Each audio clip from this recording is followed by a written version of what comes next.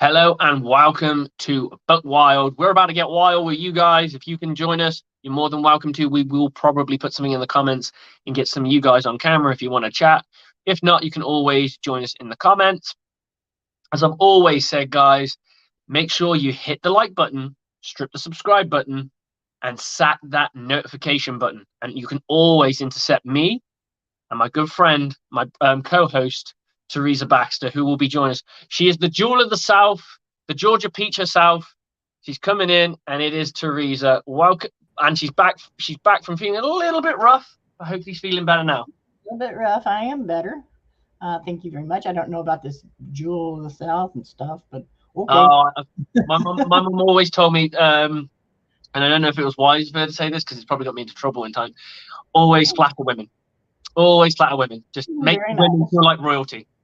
Well, it does you well as opposed to it has done me well. It has done me well in the past. Wow, we just blew up. Yeah, too. I put out the show. Oh, awesome. You do yours off the computer, don't you? Huh? You do yours off a computer. Mm-hmm. Yeah, I do mine off my phone. So doing that is real, like, kind of tricky. I'm sorry. So I'm thankful. I'm very thankful. No. Hi, Pam. Thank you for joining us. It's much appreciated. Get your sons to start listening in, and your daughter. How old are the sons? Gosh, they're in their 30s. I was expecting, for some reason, I was expecting young ones. Yes, get your sons. Are they Buccaneers fans? As far as I know, the boys are. As far as the grandchildren, I don't know. For the two that live with her up in Iowa, the ones in Tampa, I'm pretty sure are all Bucks fans. Oh yeah, they should definitely come on. But then again, I have a nephew that, you know, they are too busy. Yeah, they're too busy. He likes, like, instead of going for the USF Bulls, he goes for Oregon Ducks, and everybody's like, why? Well, Alex Schomburg, I think he's a Ducks fan as well. Well, I'll have to introduce them, and then he and Owen can have something to talk about. They're too busy. She's working on them. Yeah, hey, more the merrier. It's always appreciated that anyone comes on and has a chat with us. Absolutely. I love when people come in and chat with us. Yeah, and that's why we post the link, guys, if you want to jump on. School Books Gang, I'm sure we'll probably jump on at some point. He was on my show, and I didn't put our link on mine because I was trying to do a short one. It did end up getting a lot longer than I expected, but it's all good. This past game, give me your thoughts. Playing for overtime, really? And then playing for overtime? Play to win. Overtime happens, it happens. Play to win. They could have gotten that ball down there where they could have kicked a field goal right at the end. I think Pamela White needs to get the 6-year-old to do a little video. If you ever follow any of the Bucks Report media, there's a fair bit of my daughter and my son on there doing their little thing and spiking balls, and my daughter being a cheerleader and all that kind of stuff. Seems the grandkids want to international. Get the young one on and let them have fun, because my daughter looks forward to it because she thinks she's going viral. Bless her. Yeah, see, tell your kids they can go international. They can go, and I think your grandson's 6, my daughter's 7, so not far off. And she absolutely adores any content that me and her make together and stuff. So, you know, we've done a couple of videos together, and yeah, clock management did suck. Yep. Does it feel to you, Teresa, that our coaching staff are scared? Yes. And I think they're afraid of losing. Well, it's just not losing so much as it is living up to the prior 2 years. I'm not sure it's that. They're so scared of trying to win that they're kind of going inside a box, if you know what I mean. They're putting themselves in a box because they're so frightened to lose that they end up losing anyway. And they're trying. How do I want to put this? They're not afraid to win, but they just want to be. They want to win their way, and it's going to be their way, come hell or high water. They don't care how Arians did it. It's going to be that way. Okay, yeah. They don't want to Emulate. Negate anything that he did. They want to do it their way. You know what? You've got a fresh perspective because I've not actually heard that yet. See, I've been saying too scared, that we play not to lose, we play conservative because we're frightened of losing. So, we're just going to rely on the defense and help us out and what have you. Well, if they're I like what you're saying because it's a fresher perspective. It's different. It's a different perspective. They want to get, that's no risk it, no biscuit. No, this is Buccaneer football now, and this is Byron Leftwich with Todd Bowles, and we're going to do this. And so far, it's gone. Wah, wah. You know, if they're playing not to lose, they're really sucking at it. I think what they mean is they sit on leads. They play too conservative when they're in front. The only time this team has shown any balls was Seattle and Dallas. Oh, and I'd love to say the Saints, but that was a defensive-minded game. That was a defense game all day long. If it weren't for the defense, that game probably, let's face it, is done. Yeah, absolutely. Looking at our schedule, the schedule that we thought was going to be easier on the second half, I don't think it's starting to look tougher because when you start losing, the other teams are racking up wins. They look tougher, right? Mm-hmm. Yeah. So you look at teams now and you're going, okay, I wouldn't say gimmies, but the easy wins are the ones that are in our division. Which they're not gimmies. No. The closest thing to a gimme is probably our division because they're the weakest teams that we'll probably face right now. Yeah. I mean, I'm not looking at our schedule right now. I mean, I'll pop it up, but I'm not sure what the Buccaneers have got going ahead. Hang on, I can get this here in a minute, but. Here's the thing. So we got some more comments. Let's get with these comments. I was about to speak, and I was like, give the people their due because this show's about the people. Absolutely. Your sister says Bowles wants to prove he's a head coaching material and is making unnecessary mistakes. I think he's in his head, and then he's the worst part. He's trying to defend it to us like he thinks. I'm not saying Buccaneers fans, football fans is probably fair on this one. And the media are that dumb. I'll tell you one thing, and I said this in my show before, and I'm pretty sure you'll agree with me, Teresa. If you're playing for overtime, why didn't he take a knee? Yeah. I mean, you don't call a play if you're not playing anything, right? It's called a play. Why are you calling a play? Because you want something to happen. You're trying to change the outcome of the game when you actually run an aggressive play.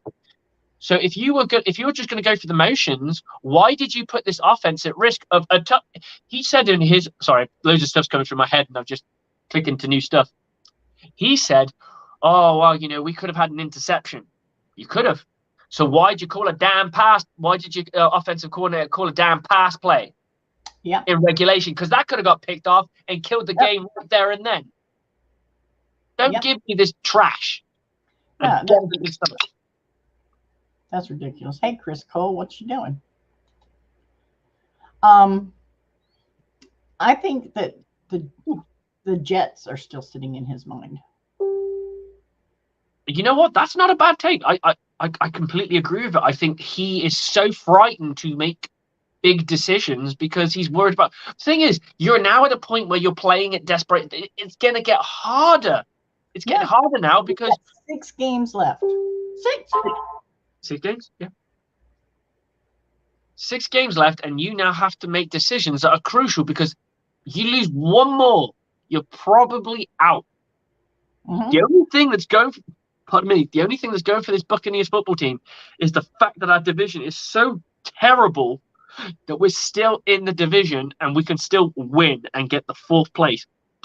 Not deservedly so, because you remember that time when I think it was 2000. I think it's the first year with Jameis Winston, and it might have been the second year with Jameis Winston. I'm not entirely sure, but there's one year where the Carolina Panthers went with a losing record, and they went into the playoffs and they went out because teams with losing records are usually losers. True. Because there's a reason why their record is what it is. Right. So we can't do that. And the thing I find so frustrating about this Buccaneers team is if he's in his mind and he's worried about losing games, his job is going to get more and more stressful because guess what? Now you have to win when it counts. Before Right. it didn't matter. You can be cavalier early on in the season because we can make it up. We can make it up. You can't be cavalier now. If you're going to be conservative, unfortunately, it might have to be now. The problem is conservative isn't working for you, is it, Bowles? So you have to go the opposite way and go, fuck it. Playoffs start now. We win every game. Right. And right now we're playing with both safeties? I believe both safeties are down as doubtful. Doubtful. I believe Greg Olman of The Athletic has summed up doubtful means probably won't play. Tristan Wirfs is out. Tristan Wirfs is only out. Gage is questionable. Hicks is questionable. We were playing better. I can get it up if you want. I can put it up. Sean Murphy is doubtful. Has Sean Murphy Bunting really showed you anything this year that made you think Buccaneers need to re-sign him? Or been Jamal Dean? I would be very comfortable going ahead having Jamal Dean re-signed, but he's going to cost money. He's going to cost money. Buccaneers got to shed a lot of cap. And we've got 3 questionables: Fournette, Gadecki, and Villa. We're not worried about Gadecki, and I'm not worried about Vita Vea because he played when he was doubtful. So I'm sure he's going to he's going to nut up and he's going to go out there and he's going to do his job. We've got Mr. Mike Edwards and Mr. Antonio Winfield Jr. Yeah, that's going to be a challenge. Those are bad. Yeah. Especially with the guy that's coming back in. He's only recently been designated off IR, sorry. True. True. Logan. Yeah. Suede. He's so sweet. Jason. How are you, hon? Sexy Sailor's either on duty or probably watching wrestling or soccer or something. He was on my show briefly, so he's probably watching the championship week of college football. I wish I could get more into college football. I just don't have the time. I don't get into it. I do know that today the Georgia Bulldogs won the SEC championship. Well, because you heard people chanting outside your door? Well, probably, but I'm not paying any attention. That's all cool. Look, I like college football. I just don't. The thing for me is I can turn to my wife and say, Sunday's about Buccaneer football. I don't think I can get away with it twice. Not Buccaneer football, but college football, whichever college football. I mean, I tend to follow the USF Bulls and I tend to follow Florida State. But I will watch what's available as well. I quite like watching Ivy League, surprisingly. I don't see a lot of Ivy League. I mean, usually it's hard to get hold of. Here, it's either Tech or Georgia. Everything I watch is on YouTube. And they go, roll Tide. You know? Oh, good Lord. You know what I always find really weird is, and someone can explain this to me, I don't know. I don't understand how 2 teams that have a bitter rivalry in Auburn and Alabama, and their logos are a freaking elephant or an A, and the other one is a tiger. One shouts, War Eagle. And then the tiger is a mascot. The other one says Roll Tide, and their mascot is an elephant. I'm confused. What's going on? Surely wouldn't it be, I don't know, Charge Elephant? I don't know. Like Roll Elephant? Charge, yeah. Charge, yeah. Oh. I was trying for years to try and get my team, the Black Knights, to change. Our thing was All In. That's what we always broke down on. I always wanted to break down on Charge On because of the whole Knights charging into a battlefield, and I thought that was good. I love to play on words and things like that, and I like my new team. My new team, the Steelers, they've got Reforge. That's their shtick. At least. Yeah, it's pretty good. You can work with Reforge. I like it. And they're a good team, so it's going to be interesting. And our games are streamed, so if you're bored, Teresa, we do spring football too. All right, cool. That's going to give me something because USFL was one and done for the Bucks. I mean, the Tampa Bay team, I guess. The band. Yeah, they've stepped out, haven't they? Mm-hmm. They've turned around and said no. Do we know why? I have no idea. Probably my theory is because they had every game in Birmingham, Alabama. Every game was played there. Yes. That to me does not how you build a fan base. No, and wasn't it the Alabama team that won it? I mean, I don't know. I thought it was New Jersey or somebody. I don't know. I'm not entirely sure, but I know the Alabama team did extremely well. Yeah, it makes sense to put a franchise in cities that don't have. Yeah. I want to say pro sports because let's face it, Alabama would probably kick the shit out of that team any day of the week. Yeah.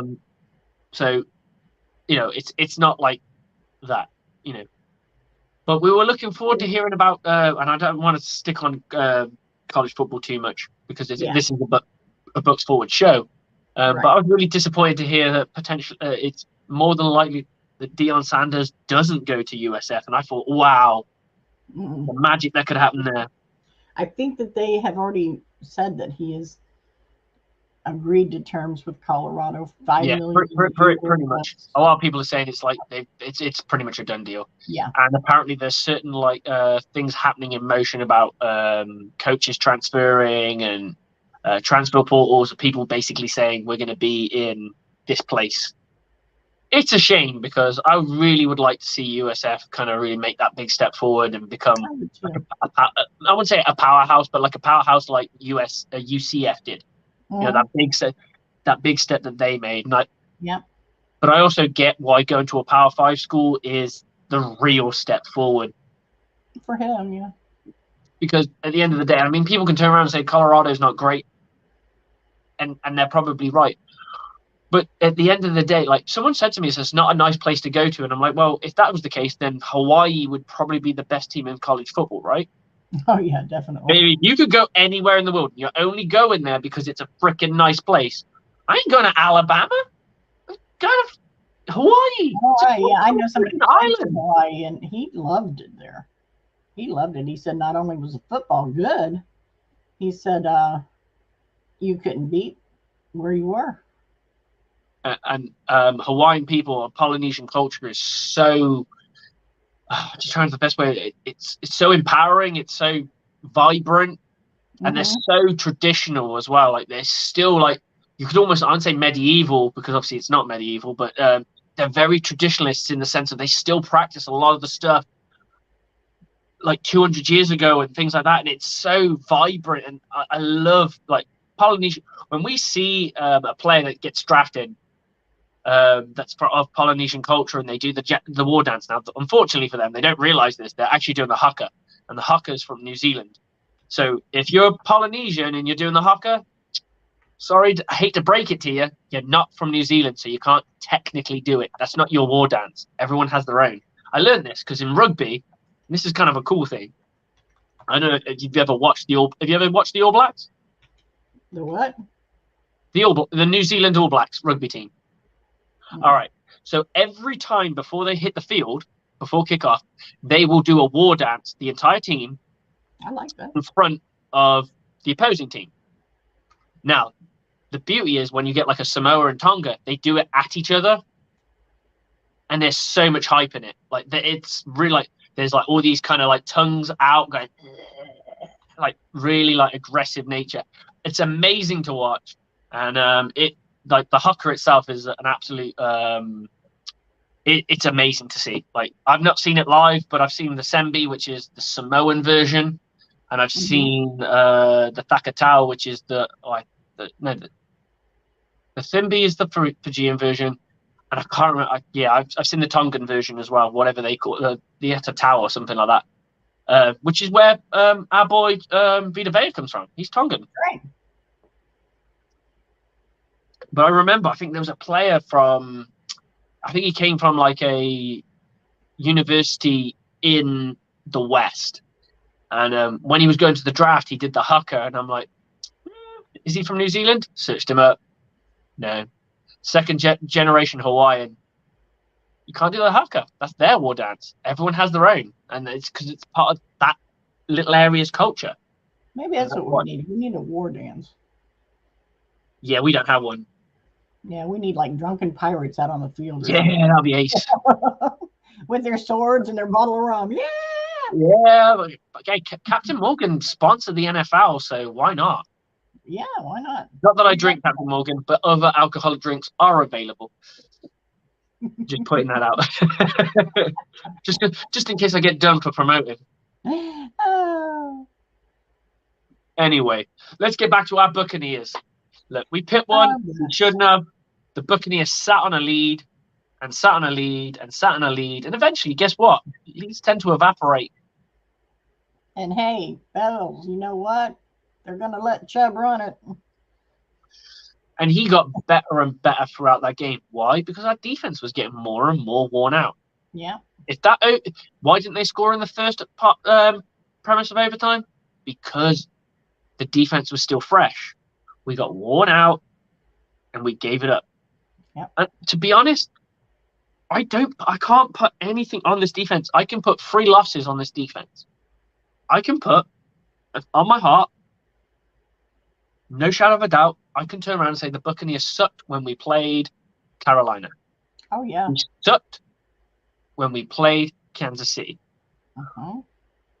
And it's a hard one for me to say, but I'll take the lumps. We also sucked when we played Baltimore. Mm-hmm. That's 3 games that this defense played poorly. The offense... 3 games that we could play. We could have had... never mind. I struggle to find the words. No, that's because you're pissed off. Yeah, I am. You're pissed off because at the end of the day, this Buccaneer team, if they could put up 22 points, I'm gonna have a little snoop. I'm gonna have a little sniggle around and see how this Buccaneer football team, what they could have done had they had the testicular fortitude. Used to say, give the defense 19 points, they could win any game. I mean, I think I agree with you. I think it's slightly more in today's, but yeah, I think it's not a bad show. I think you're not wrong, because I think if you look at the history of this team of how they've been playing, you can argue that easily. Let's just, you know what? I'm going to have a little snoop. I don't know this off the head. I normally have the crap written down, and I do apologize. But let's go down the world of if the Buccaneers scored 19. That's going to be our game of the day. Okay. I'm just going to get out of preseason. Here we go.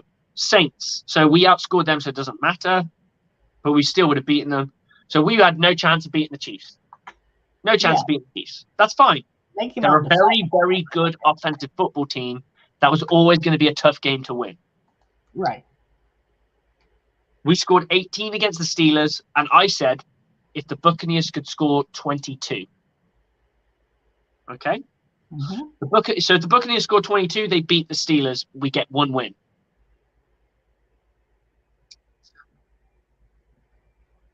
So yeah, by the looks of it, we get 1 win more. Oh, sorry, I didn't see the other side. Sorry, they've got them balanced next to each other. If the Buccaneers scored 19 against the Packers, we win that game. If the Buccaneers scored 19 against the Panthers, they'd lose.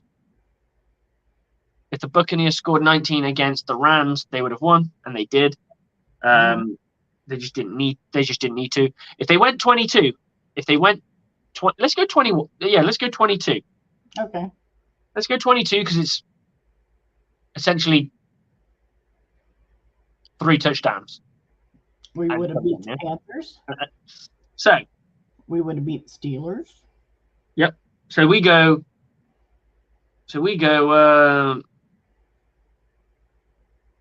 We beat the Packers. So that's an extra win. Steelers, that's an extra win. That's 21 though. Yeah. You could just score 3 touchdowns. Score 3 touchdowns, or even 20. Let's go 20. It's almost at the cusp, right? Right. We go into overtime against the Steelers. I like our outcome. Panthers would lose, but we'd probably go for it. So we'd probably go for 2. But getting 1 win, and of course we'd beat the Browns. That's 2 wins tacked on to this season. That means we're 7. We got 7 wins. 7 wins ain't the worst thing in the world. and you could have converted that Panthers game into a win because you would have gone for it. Yeah. You'd have gone for 2. So potentially you could have got it, or you could get it to overtime and go for it there. I'm just so frustrated with this Buccaneers football team just not able to do what we need to do. It's not. When I hear that the defense went out for a dinner meeting, what the fuck is the offense doing? Because it ain't the defense that's the biggest problem. The defense could be better. Of course it could. You know what? The best team in football could be better. But this defense shouldn't have to be better. Right. They should not be in positions that they need to protect a minuscule lead all the freaking time. Like, I understand it in the fourth quarter, you need to do your job, but eventually you're going to get worn down. Eventually you need your offense to step the fuck up and score points. This team bathed in points. We're like Scrooge McDuck with points. Yeah. You ever watch DuckTales? Yeah. Yeah. I know what you're talking about. All the points. I'm jumping in the pool, swimming around, spitting points out of my mouth. I'm Scrooge McDuck with points. But we aren't. And it's extremely frustrating to see this team completely flip-flop. Chris? What are we We're doing? going back to college football. I mean, we talked about it, but we didn't talk about the playoffs, I don't think. They didn't punish Alabama for losing their conference championship game. Yeah. I mean, TCU deserves to be there regardless. I don't care what anyone says. It's who they decide to put in. It's whether they put Ohio State in. I don't think USC is ready.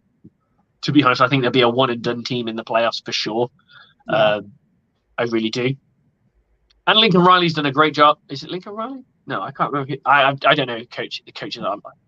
I forget who coaches are. Who is the freaking head coach of USC? Someone can intercept us in the comments. Yeah, if you guys know, please let us know. But remember, this is a Buck show. We're trying to keep it a Bucks. We're trying to keep it a Bucks content. Well, okay, so we got the Saints Monday night. Monday night. I'm doing pre-game. If you're game. Yeah, go ahead. All right, we can always bring you in. It's always good because I think it'll be me and AJ. I'm not 100% sure on AJ yet because it's all to do with availability and shit. So I will not be available for the post game because it's way past my bedtime. And yes, I sound like a child, but I would like everyone in the US to know that this game finishes probably about 4:30 in the morning. So I'm not tapping out, but I am tapping out. Okay. I've got to take kids to school in less than 4 hours. So that's fine. Feel sorry for me, epitomize me, whatever. It doesn't matter. But I have to get up and take babies to school. So and unfortunately, I think they have like a non-uniform day or some crazy crap because it's coming to Christmas. And when it comes to Christmas, schools like to come out with really crazy stuff. They turn around and go, "Oh, it's dressing complete red day," or "It's dressed as the Swiss flag," or "It's dressed as the US flag." And I'm like, "Oh my God, how are we going to do?" And they tell you 2 days before, and you're like, "I don't know what to do." Stick on a Bucks jersey. There you go. That'll do. Yeah, I find it hard to do anything after the Monday night game myself because I'm tired. By the time, especially if I'm watching it and I'm mad, then I really don't want to be talking to anybody. We need to bring out a game and more against the Saints. Absolutely. This is a game of bragging rights. This is a game who controls the division. I know that Atlanta are slightly above, but make no mistake, every single team in the NFC South is playable right now, and the Saints know it. Yep. Because they're a bunch of sharks and they're smelling blood. Well, they do smell blood, but they're also a bunch of blowhards that are every time. I'm looking at it from an aggressive point yet. Last week is a case in point. They hadn't played yet. Everybody had a loss, and they were convinced they were going to leap into first place, and then they lost. What, beating San Francisco? Yeah, I don't believe that for a second. Yeah. So they make me laugh. San Francisco right now aren't mega talented, but they're so brutal in how they play the game. They're super, super aggressive. We believe we've got someone else here, Liam Backus. I've not seen a Liam Backus before, so welcome to the show. Welcome. Thank you for it. Start Juju.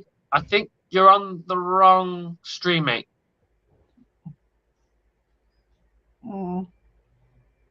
Yeah, we don't have Juju. This looks like it's a Saints. This looks like it's Kansas City. Well, he adds a bit more. Here we go. Yeah. So Liam Backus, not sure why Mike Evans only gets the long targets from Brady, which are almost uncatchable. Well, here's my theory, and I will reiterate the theory. And Teresa, please jump on it. Add your sense with. I honestly feel that he throws to Mike Evans to draw flags, because those balls look, not all of them, but he had 9 targets, and I would honestly say at least 4 of them were not even close to catchable. And that DB, I will give him his due, did a very good job against Mike Evans. He did. He did not. He barely held him, and Mike Evans draws flags. He is a flag magnet. Not on him, but on people touching him normally, because he's so aggressive. He's so powerful in his route running that people feel they have to grip something to slow him down. So they do. And you think someone like DK Metcalf would do that more, because DK Metcalf, have you seen that guy? He looks like he was made of marble compared to Mike. Mike Evans does not look like he's chiseled at all. Not saying he's like a chubby guy or anything, because he's really not. But what I'm saying is, compared to like DK Metcalf, looks like he looks like he plays wide receiver as a tight end. He's that big. Yeah. He's so big, and he doesn't command as much physical respect as Mike Evans does. And Mike Evans is just so powerful in what he does that teams end up holding on, because they're scared of being beat deep, or they're scared of being beaten by him. So they grip onto something, and then that's how it's called. Unfortunately, the Buccaneers offense knows this, and this is my opinion, they tend to throw him the ball when they feel that anyone's breathing on him heavily to see if they get a flag. Now, I don't know if that's true, but it feels like it, because I look at the quality of ball thrown to someone like Chris Godwin. I look at the ball quality that's thrown to someone like Mike Evans, and it's different. The balls thrown to Mike Evans are way harder to catch than the balls thrown to Chris Godwin. Yeah. And for me, that's the only reason why I think they could be like that. Because as a quarterback, you want to put it out of reach enough that nobody can get the ball. But at the same time, if someone's going to get the ball, it's going to be Mike. Right. If he doesn't get it, you might get the flag. If he doesn't get the flag, at least you get to live another down. And that's just my opinion. I don't know if I'm right. It just feels that way. Well, none of us would know if you were right or wrong. They're not ever going to come out and say, yeah, we do this. He's going to have to play with his brain Monday, Evans, because Lattimore is notorious for being all over him. And Mike's notorious for getting a flag against him. Mm-hmm. Not getting the flag for him, but for the Saints. Absolutely. For Lattimore. So what do you think about the Buccaneers trying to draw flags with Mike? What's your opinion on that? Well, it does give him 15 yards at least, usually. It's 15 yards if it's under 15. If it's over 15, it's at the spot of the foul. So it's a nice return. And I've always said, like, I would love to see what Mike Evans' stats, especially the Super Bowl season and the last season, where he was held a heck of a lot, where there was a lot of defensive holding, there was a lot of pass interference. I would love to know what Mike Evans could have got. Well, I would really love for them to come out with some sort of playbook that tells us what the hell is pass interference and what isn't pass interference, and have the referees all stick to it. I mean, I'm never going to get after referees, because unfortunately I'm refereeing tomorrow, so I'm not looking forward to that. Yeah, I hate refereeing. It's not my vibe. rules, and then this guy over here is not calling the same thing. It's all to do with every referee slot, and this is the thing. You're asking people. Everyone has an interpretation of the rule, and it's not 100% clear. I guess, I mean, I don't have the definition of the rule in front of me, but I guess the definition is a clear and obvious attempt to hinder a receiver or a defender from making a play on the ball while the ball isn't caught. So in other words, it's still playable by anybody, and you are stopping somebody from making a play on that ball. Would be what I would turn around to look for the ball. It's obvious. But here's the thing: it doesn't matter if you don't turn around and look at the ball. It depends on what you're doing at the time when the ball arrives. I don't believe in pass interference because I'm a defensive-minded coach. So I think pass interference is a bullshit call made up to allow wide receivers, the offense, to advance up the field for no fucking reason. So I should shut the fuck up, really. And I've even said that when I've refereed. I hate refereeing with a passion because I don't want to get screamed at, and I'm very aggressive. I'm an aggressive person. I'll eject anyone who speaks shit to me. I'm like, you're gone. Bye. Get out of here. Because I come from a rugby background, and the only people who are allowed to talk to the referee during a rugby game is the captain or the person the referee is speaking to. So you cannot plead with a referee. He'll just send you off. He'll be like, bye-bye. You're gone. You're dead. Get the fuck out of here. I don't watch enough rugby to. Oh, trust me. There's a gay referee, and he is so funny because the referees are always mic'd up. And he is so freaking funny. In the middle of a World Cup final, the captain of New Zealand done some sort of offside infringement, and he swore, and he just turned, "Hey, Richie," in his Welsh accent, and he said, "Hey, Richie, mind your language, you're on telly," which basically roughly translates, "Mind your language, you're on TV, mate." It's just, and he is so vibrant in his personality. He doesn't referee anymore, but he is absolute hoot. I will send you a video of just him and his one-liners. Oh, that'd be great. At least some of the stuff that comes out is just, it's like he's a stand-up comedian. The stuff that just comes out of his mouth is just pure comedy gold. And he's very funny to watch, and he's an international referee as well. So he coaches he refs World Cup finals and all that kind of stuff. But anyway, getting to the point, I don't like being talked down to. So anyone screams and shouts at me, I'm just, bye-bye. You're ejected. You're done. I don't want to know. And I always tell people that. And the one thing I also say is I don't believe in pass interference. If it's not clear and obvious, I'm probably not going to call it. Like, he needs to pull you down for you not to catch the ball for me to go, yeah, that's pass interference. I see any niggling, like bumps and stuff, I'm not going to call that crap. I'm not going to call a bump or anything, but I mean, when they're literally... No, but some people do. Some people do. And I've said before, you get referees that love the sound of their own name, and they're on a nationally broadcasted show like the NFL. Right. And their name comes up when they do their little, or this or whatever. They get to have their moment. Their name is underneath them. Booger McFarland or whoever it is. That's not Booger McFarland, but whoever it may be. My point being is they get their moment. And sometimes it feels like referees go, oh, you know what? I could do with some airtime. I'm going to call a flag.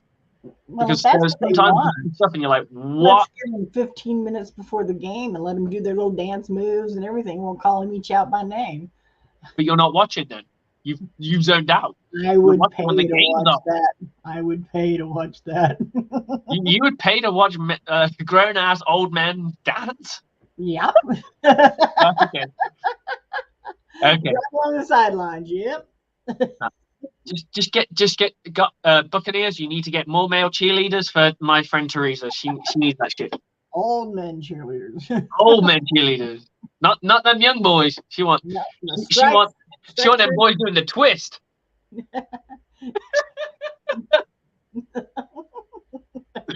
Oh dear.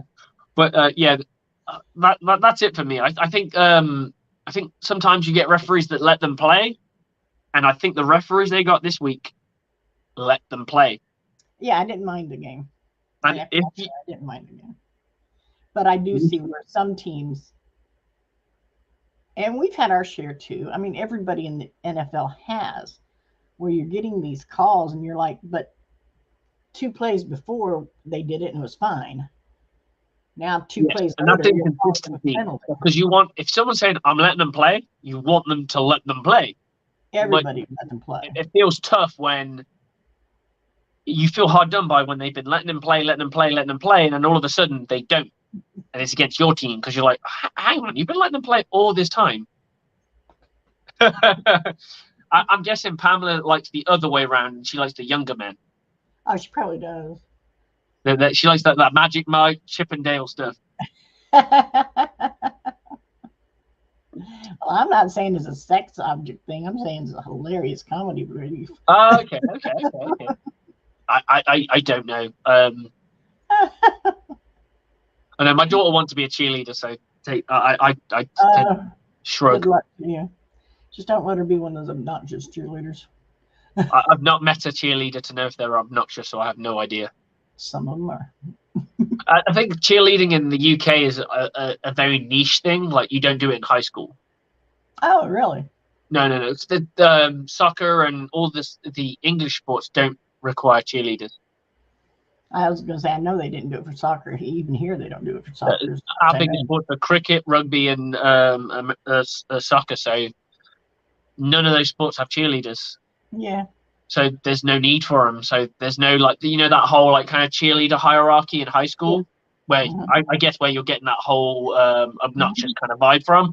It doesn't happen, but you still get the whole popular kids. It's usually sporty girls and sporty boys who have kind of that vibe of being a little bit obnoxious because they're popular, because once they bring profit to the school, but they bring eyes onto the school. And then the other group, I would guess, in the UK would be children who are from, I'm trying to get the best turn of phrase without sounding condescending, from families that struggle, that don't work, or what have you, single moms and stuff like that. A lot of those kids are like troublemakers.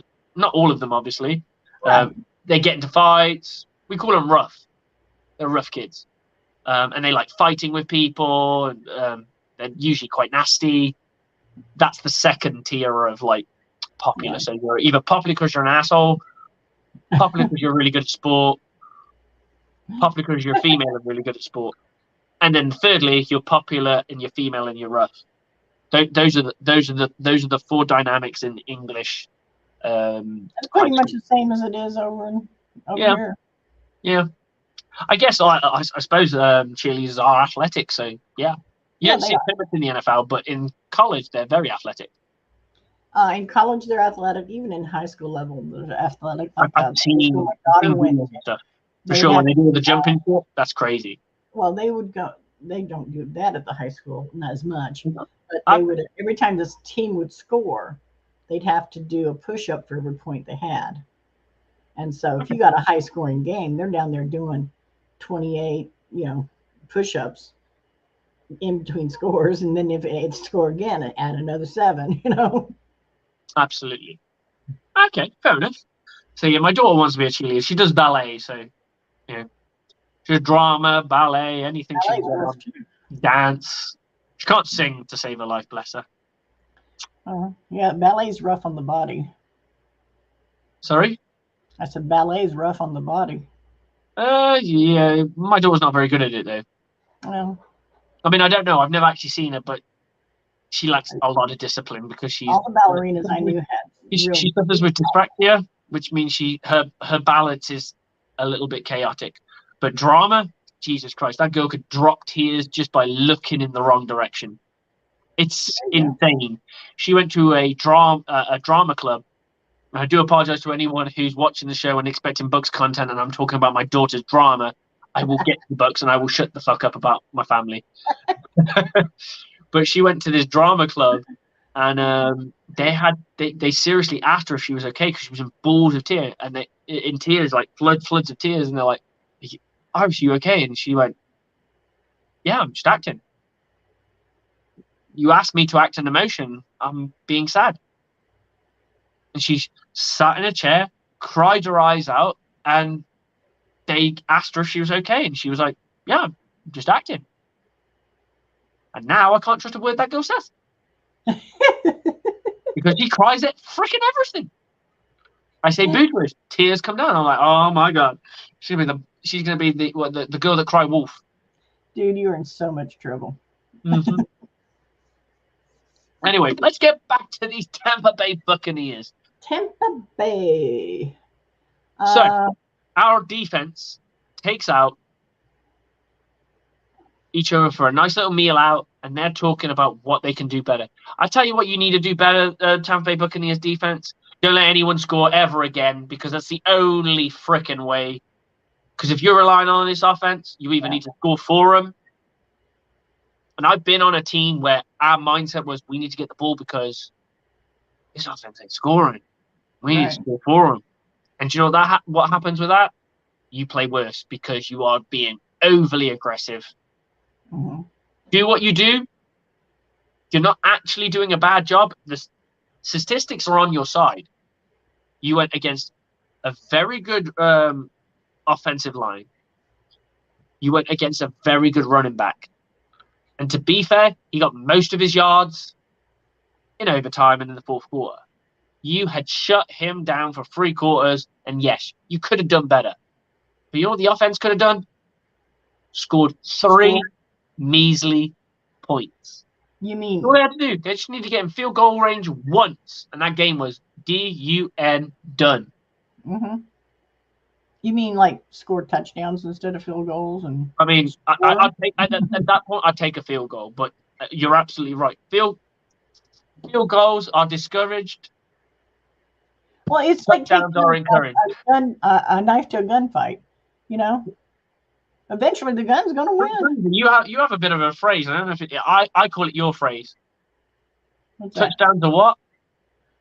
Touchdowns are allowed. They're encouraged. That every time I say I have my mind when our team's not playing bad, I got you in my back of my head saying touchdowns are allowed because you made that one comment and it stuck with me the whole time. So I'm like, touchdowns are allowed. They are. I mean, you ain't wrong. Hey, girl, you ain't wrong.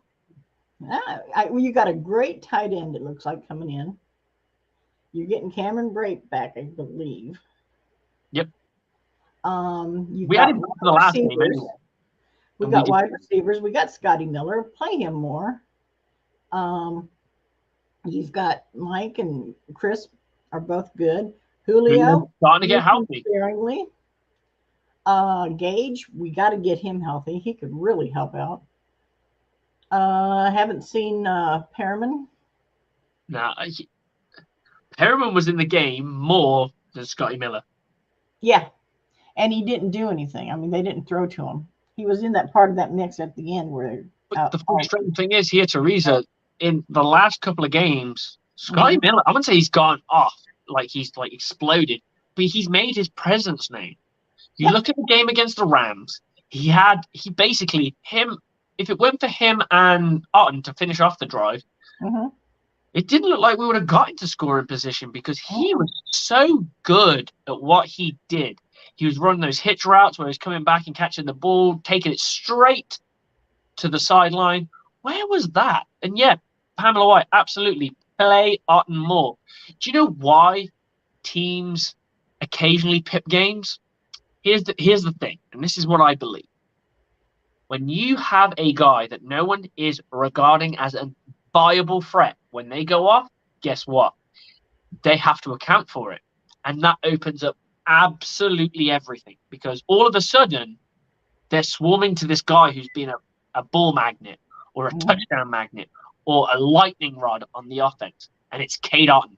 Cade Otton is running up the field by 5 and he's breaking left or he's breaking in, he's breaking out, he's running a slant or he's running an inside route, he's running an outside route, he's running a corner or he's going vertical down the field. You have to account for that. Once you account for that, guess what? Everyone else gets to eat.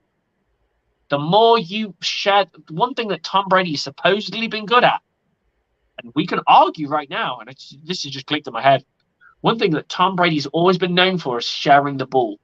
How much did he share the ball last week? Only 3 receivers realistically got a real shot at the ball. I know that K. Dalton got something. No, O'Keefe got something. Cookie, yeah. I think K. Dalton got a touch. And then it was all 9 shots to Mike Evans, who, let's face it, wasn't playing great, but he wasn't being thrown the best balls in the world. And that's why I'm not going to get on Mike Evans. No, Mike Evans. It's a two-way street there. But you know what else they have? They have a very good running back Who can receive out of the backfield? Absolutely. Mm-hmm. And I mean, I got a lot of confidence in here. I went out and got him for my fantasy team, and he has scored me a lot of points in the last 2 weeks. Yep. He's a good. He's a solid player, and they need to use. I would say my keys for this game: you do the unexpected, do something that they're not expecting. Because guess what? What you do normally has been sussed. You've been sussed out. Everybody knows you can run it, pass it, kick it. And it's not just that; it's how we run it. We don't. We're not that inventive. When we're getting better, we've gotten better at the runner. Poof.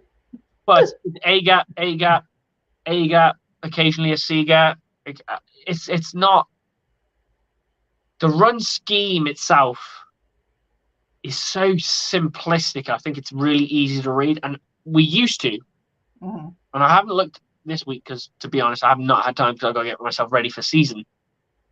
But the run game seems to have very obvious running formations, and the pass game has very obvious passing formations. Now, I've said this in the past. If you have an obvious run formation, guess what? I'm going to do my P's and Q's, and when I'm watching your film, I go, "Oh, you see this two tight end setup where they go 21 offense? Yeah, they only run out of it. Wow. Okay. Linebackers, when you see 21 offense, they do not pass. So when you see a 21 offense, guess what you're going to do? Fit the run as quickly as you can. Yep. And that's all you need to do. If it wasn't for the talent on this running backs team and some of the blocking, it could be a lot uglier. Yeah, absolutely. And that's the thing about this Buccaneers football team that I'm not convinced of. We're not inventive in the run game. You look at one team that runs the ball and runs the ball well, doesn't matter who they have at running back, is the Baltimore Ravens. Now, it does help that they have a running back as their quarterback. They have a quarterback that's very good at running the football. But they're also very good at utilizing their running backs and utilizing running plays because they're inventive in their run game and we're not. We're very simplistic. And I don't know why that is, but it's being exposed right now. I'm going to go. Let's go for it. Fred Moore's just jumped in and gone in with. Sorry, I think we both clicked that at the same time. Put O'Keefe at running back and let the K train roll. I think that's nostalgia. I don't think that's legit because I've not seen him run the football, so we do not know if he can run the football. And if someone tells me he ran the football in college, which college do you play for? I mean, I don't know. I honestly don't know. My point being is, if he ran the football well, he wouldn't be a tight end. Right. He'd be a running back. So, could he play fullback? Absolutely. And I think they've used him in that position. I think he could be used in that position better, but we don't utilize a fullback. Yeah. But I just don't. I don't see it with O'Keefe. I'm not saying that he can't do it. I don't see it right now. Although he'd be interested to mess up that package you were just talking about. Oh, as a fullback? For sure. Yeah. For sure. And that was one of the things I wanted to see the Buccaneers do. When they started running the football, I wanted to be, when I say creative, you put K. Dalton on one side, and you on one side on the line, and you put O'Keefe on the other, and then you shuffle him across. So everyone thinks the run's going one way, and you go the other way. And then next time, you go actually that way because you've got extra blockers, right? And you play with it. You just manipulate it. It just seems I don't know. I'm going off what my eyeball test is telling me. And yeah, my eyes aren't the greatest in the world, but it just seems like our run creativity just seems so simplistic. It's so easy to read. I think that's probably because we've seen mic'd up players on opposition teams going, we know what they're going to do. We know what they're going to do. We know what they're going to do. And I know that every team says that, but it feels like it's very true right now that, let's face it, our offensive coordinator is getting exposed for what he is because he doesn't have somebody over the top of him. And I'm the last person to go out there and hate on a guy because I don't believe in hating on his coach. I'm going to tell you right now, he's a better offensive coordinator than me. Probably me too, but they won't let me coach because I'll get it. I'm just saying is that we're all like, I saw a brilliant meme where it was like the perfect coach is out there. Unfortunately, there is no way to get him off his ass, put his coat down, and put down his popcorn and get him off the couch. And what that basically means is there's somebody on a sofa somewhere complaining and moaning about how we should do things and they know better, sat on a couch. And they don't. They don't know better. And I don't know better because I'm not part of this football team. All I can do is do my eyeball test, and my eyeball test is telling me we seem very simplistic. And hey, if the Buccaneers want to hire me as a defensive backs assistant coach, I'm more than welcome for it. I'm not putting for defensive coordinator. I'm not good enough yet. I know that. I respect the process. But hey, move my family to Tampa. I'm all for it. Yeah, good. But look, it's difficult, and I know the stress that comes with coaching. It's not that simple. Like, I don't even know if I could say I'm as invested as an NFL coach in football because they live that world. People see the game day experience. That's the eyeball test, right? I see a guy calling plays. They don't see the work that goes in behind the process, all that work. That thing's tough. We just think, oh yeah, we could do it because we like football, and we do. But Luka Magic, do I trade Evans for Garrett Wilson? You can still trade. I thought the trade deadline. Every fantasy league is different. For Garrett Wilson and Hollywood Brown, I have no other receivers except for AJ Brown. I don't think dude. I'm not really a fantasy expert, but you are getting Hollywood Brown, who is pretty hot right now. So I would say that's probably a decent trade. Yeah, I don't want to give fantasy advice because I don't know I know fantasy football enough to play it, but I'm not. I wouldn't say I'm a fantasy guru. I'm not a guru, but if I was going to take one of the two, I would trade for Brown. Mike Evans is a spotty player where he will go big for you, and he will go home for you. Yeah. I've had Mike Evans on my teams in the past, and I've had Mike Evans since Brady's come here. And there are games where he does nothing, and there are games where he explodes. And the games where he explodes at the moment are few and far between. Because you could say they were every other game. Now, it's every couple of a few games, if that. So when I'm trading for a player, I'm looking at the average. Also, last I checked, most players have a number next to their name, and that tells you that's where they average at as a wide receiver or a quarterback. If it's higher than Mike Evans, it might be worth doing it. That's honestly all I can say. Me too. That's what I was doing when he brought up the question. I went out and checked real quick, and yeah, I would definitely go Brown over Wilson. And he gets something else, doesn't he? Garrett Wilson, whoever that is. I don't know why. He's with the Jets. He's okay, but his numbers are too up and down week to week. Is that another wide receiver? Mm-hmm. Two wide receivers for one wide receiver, and that one wide receiver, Hollywood Brown, is playing better than Mike Evans. And that's a good trade, realistically. Yeah.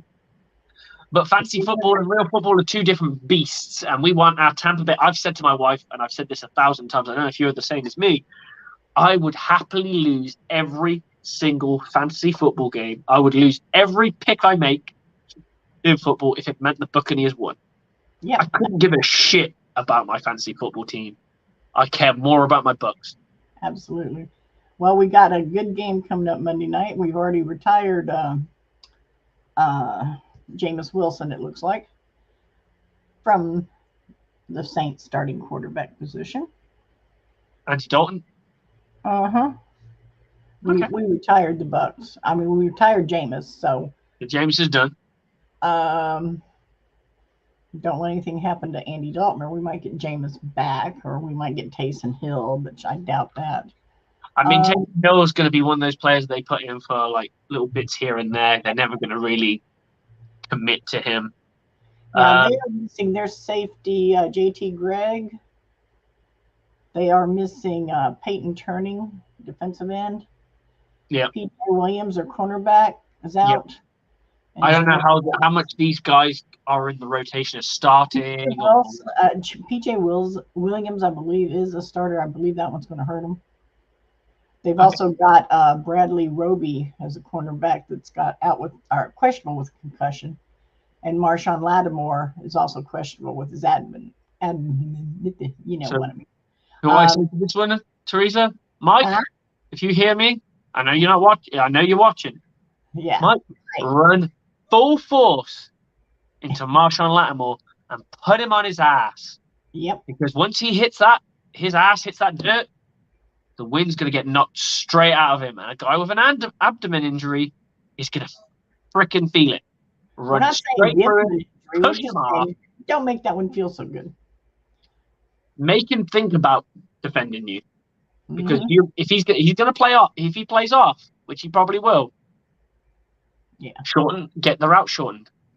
This is something I want to see the Buccaneers do, be more inventive. If teams are playing off, Tom Brady should automatically have a call for it. And here's the thing: how did you feel about the Browns game when people were saying that Tom Brady should have called the timeout? Well, honestly, he should have. I agree. Knowing what was going on there, which is another reason why I don't believe they were playing for overtime. For sure, I just don't believe it. Because Brady's going to go for it. And for sure. Wise. And this is the thing I don't like about it, because why does everything have to be on Tom Brady? Like, don't get me wrong, I know he's transformative as a player. He's invigorating for this offense. He is a standout for this team. But why is it Tom Brady needs to call his own plays? Tom Brady needs to call his own timeouts. What do we have a coaching staff for? If Tom Brady's got to do everything for this team, let's just cut the entire offensive side of the offensive staff and get Tom Brady to bring Alex Guerrero and his buddies in and do whatever the fuck they want. Because at the end of the day, it sounds like you guys, some Bucs fans, just want Tom Brady to run the show, and let's do it then. If that's the case, I can tell you won't get the same success. But Tom Brady shouldn't be accountable for taking timeouts. It's not his job. You're playing Madden too many times, because you can call a timeout in Madden. How many times do we see players take timeouts? It's not that often. It does happen. Tom Brady's done it. I've seen him do it. I've seen Aaron Rodgers do it. I get it. But you can't take all the timeouts. It's something that happens like once an entire week. It's not going to happen on a regular basis. You can't expect Tom Brady to run the entire offense as much as we'd all like it or think we would like it. Because I'm still not sold that Tom Brady isn't a part of this offense. If you don't think Tom Brady's fingerprints isn't all over this offensive game plan and all over this offensive playbook, then you're a fool. Because if Byron Leftwich hasn't done that, Byron Leftwich should be fired just for that. Right. Think about this, Teresa. You hire a guy to be your offensive coordinator. You gift him the greatest of all time players, 7-time Super Bowl winner, and he goes, "Nah, I got this. I'm going to call all the plays. I'm going to run the game plan. I'm writing the playbook. It's my way." Wouldn't you get rid of that guy? Mm-hmm. And I know for a fact, because I've heard it from his mouth in interviews and what have you with Byron Leftwich. He likes to tailor make his offense to his quarterback. And the one thing we haven't seen from this Tampa Bay Buccaneers team is Tom Brady changing plays on a regular basis. He did it more in the offense in the Arians era than he did during this season. Yeah. There were physical times where he wanted timeouts called, where he did not like what was play called and wanted it changed. I remember seeing it multiple times throughout the year. They'd either call a timeout or he would look at this, I don't like that. Give me something else. You could see it by the way his body was communicating. I don't see that this year. And that's because I believe this playbook has been cooked up by him and Byron Leftwich. And that's why I'm not just putting it on Byron. I'm putting the play calling, so how he calls the plays, because you can have the perfect playbook. You can. But if you don't call the plays in sequence right, then that can hurt you. I've always said, every time I've done a team meeting, my first thing I always say is, we're going to run this. So 45, whatever. Anyway, that's irrelevant. I will turn around and say, that defense, up and down the country, has won a championship. It's won a national title. It's won a divisional title. It's won a state championship. Up and down the country. And it is also that exact same scheme, a 4-2-5, whatever you want to call it, 4-2-5, 4-4, 3-4, don't matter. 4-4 zone, cover 3, cover 2, doesn't matter. They've all had losing seasons. Right. It's how it's coached and how it's executed is what matters. You can win a championship with on paper, a crappy defense. It's if the players can execute it. Crappy defense by the sense of it's basic. So it's just cover 2. It is cover 2, Tampa 2, and that's it. There's nothing else in between. There's no changes, no nothing. You can win a championship on it. You can. Now, obviously, the higher you go up in the world, you won't do it in. You will not be able to do that in the NFL. But I've heard about teams in college where they only have less than 20 plays on offense. 20 plays, that's all you got to remember. My team that I last played for had over 30. I said it was too much. Our defensive play calling could be even more than that if I wanted it to be. And I always changed it because I didn't want to overload. The more you got to learn, the harder it is to execute it.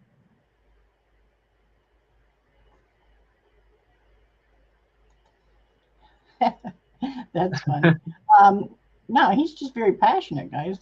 Yeah. If you want to join in, I've put the link out there a couple of times. Hey, Matt Smith, George, Matt Rowan. George, right, give me a second, guys. I got to put this bad boy on charge because I do believe I'm on 15%. So my phone is winking at me. So I'm just gonna go off cam and. George, in answer to your question, I don't know. I'm not going to put the question up here because it has really nothing to do with the NFL. So I would suggest that you call your medical advice line and ask them. If not, call the nearest hospital and ask them. If you're in here asking for that kind of advice, it's probably not an emergency. And Max, Slick is not dominating the conversation. He just really is giving a lot of thought to what we're saying here. And it's really nice that we're having representation from across the pond, being as, we are playing more and more there. And we had a great time in Germany. We really loved that. The German people have accepted us as their own, so to speak. So we're really appreciative of all the support we get from the UK. This man has loved the Buccaneers enough to, when they went on their honeymoon, I believe, he said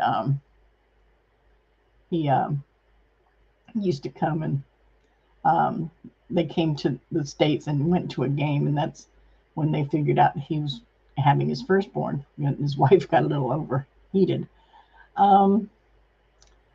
So I really love Slick being here. Oh, thank you. Maria Lee said she used to meet you at the park. Huh. I don't know. I don't These know might be, Maria off the top of my head. So kind of sounds like these might be friends of Jason's. possibly. I don't know. That's. I don't know how to react. I don't know how to react to that. That's got me stumped. And then we got Pam here. I did respond to George and told him to contact his medical advice people.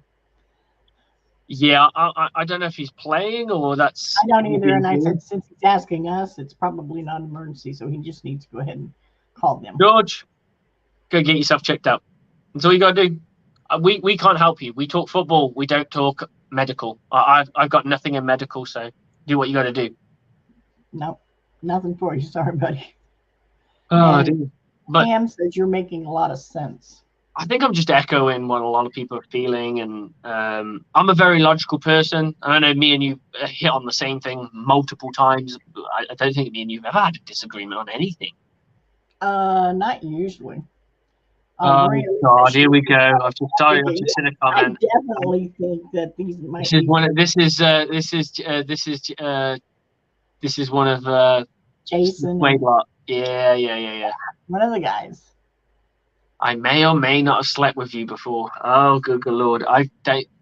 Are you a politician, Maria Lee? I may or may not. I may or may not have. Yeah. Have I ever lied to you? I think that we're pretty much tapped out. I know you've been sick. I've been sick all week, so I think we should. Let's call this now. I don't think there's much more to talk about. Dennis Allen hopefully will get his ass kicked by the Tampa Bay Buccaneers, and Coach Bowles will get a bit of his mojo back. That's what I want to see. I want to see this Buccaneers team get fired the fuck up and go for the jugular. I've been saying that all along. We need to take that knife and slit it and spill blood, and that blood better be Saints blood. What are your score prediction? Unfortunately, I do think it will be a low-scoring game, and I think the Buccaneers will go 20-17. They will kill off the final drive. Yeah. Oh God, there's a load of people admitting it, saying that maybe. Yeah. That's gonna be great. I'm thinking 21-16. Yeah, okay, so you're not far off me. It's just you've gone 21, and I've gone 20, and you've gone 16, and I've gone 17. So it's kind of like the same thing. Yeah, it is kind of. Okay. So what I want to see this Buccaneers do is I want us to see some dominance. I just want to see us. I just don't think I'm going to see it. What I'd like to see, if I'm brutally honest, so my score prediction is what it is. I'd like us to be 28 plus. I would too. Pam says 14-17 Bucks.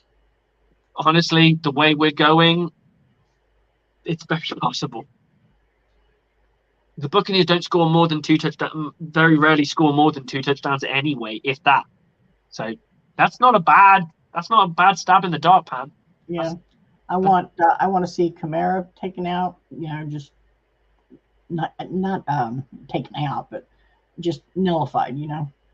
Non-factor. And I want to see Cameron Jordan. Who? The defensive end. Kamara. The defensive end for the Saints, who always causes trouble. Yeah. Well, he could trip. Tweak a pinky toe or something. I don't know. Yeah, I'm sure he'll play, and he's a very good player, and Right. But hopefully, this Buccaneer offense can handle it. I mean, I'd say the biggest battle's got to be won by the offensive line to score points. The offensive line has got to stick together. They've got to form a wall. Donovan Smith, and yeah, I'm talking to you. Smith, stop it. Okay. He does. I mean, he's had moments where he's been great. Not this season, but in seasons past, he's got better and better. Yeah, and now he's reverting back. No, we don't need that. So, Donnie, come on. And yes, this is my comment of the show. Chris Cole, Bowles needs to take the handcuffs off. He needs to just go, you know what? Let's go for it. Because That's right right. now the Buccaneer team has nothing going. What is our offer? What is our identity? I tell you what our identity is as a Buccaneers team right now. We play good defense, and that is it. Yep. And yeah, we're going to have games where we don't play great. Oh, good Lord. It's like, have you seen these coming through? Yeah, I'm looking at them. I stopped trying to keep up with them, but yeah, I'm just glad you're not giving them airtime, but I think it's one person playing with us, well, playing with me more than anything. It could be, but man, they're setting up a whole bunch of I will attest to, before I settled down, I was a bit of an animal. So, Thomas, I do apologize. It definitely wasn't with you. Pam Vernon, I don't think I've ever dabbled with a girl called Pam, if I'm brutally honest. But hey, I do drink a lot. When I drank a heck, I do think I drink a lot now. My wife, when she first met me, was like, "Oh my God, all you do is drink." I'm like, "Yeah, that's all I do." And it's like binge drinking. That's all I did. Like, she was like, "You have cider over there?" Or you call it hard cider, the alcoholic version, right? Yeah. Right. So cider's huge in the UK, or hard cider. Okay.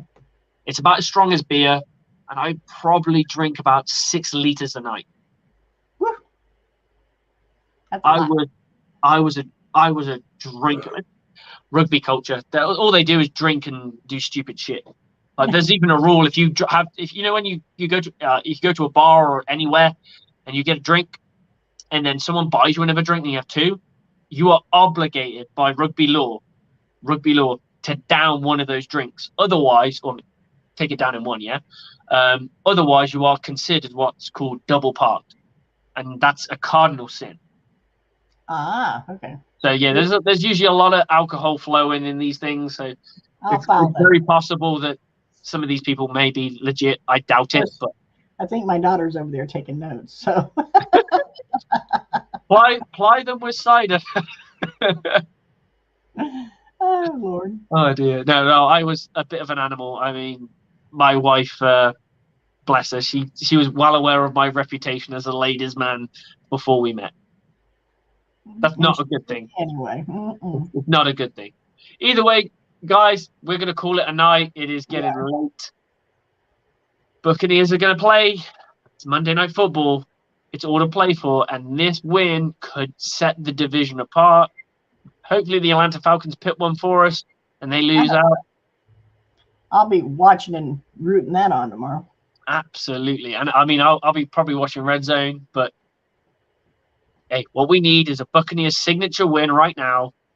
The one thing I like about this Buccaneers football team, is the Saints have said time and time again that they built their team to beat the Buccaneers, and that's a Bruce Arians Buccaneers. So I'm hoping they're not ready to beat Coach Bowles Buccaneers. Yeah, let's hope so. That's the only good thing I'm taking out of this thing. Buccaneers, we want you to go out there, show your stuff, make a freaking name for yourself. That's right. Don't end up on anyone. I sound like I'm preaching now. Don't end up on anyone's highlight tape and kick their ass. That's right. Chris Cole, thank you for joining us in. Anyone else who's commented, we love it. We appreciate it. The link is out there if you guys ever want to jump on, and we always love it if you guys want to comment. This is a very big engagement show. We want people to talk. We want people's difference of opinion, preferably not people telling me that they've slept with me and I don't remember them. That's never a good thing for me. You have beer goggles. Oh my God, Lord. Right, let's call it at that. Teresa, where can we catch you? What are you doing? Go Bucks. Go Bucks, everyone. Much appreciated. Thank you for coming on. Thank you for commenting, liking, subscribing, and unliking, and resubscribing and reliking, because we appreciate it. Share. Tell your friends. Share us out. And I will see you guys pre-game. Not too sure what the time's going to be just yet, but Bucks Report will have a pre-game show, and I will be there. Won't be doing the post-game show. It's way too late for me. I got to get up. Guys, peace out. Go Bucks. Go Bucks. We dat.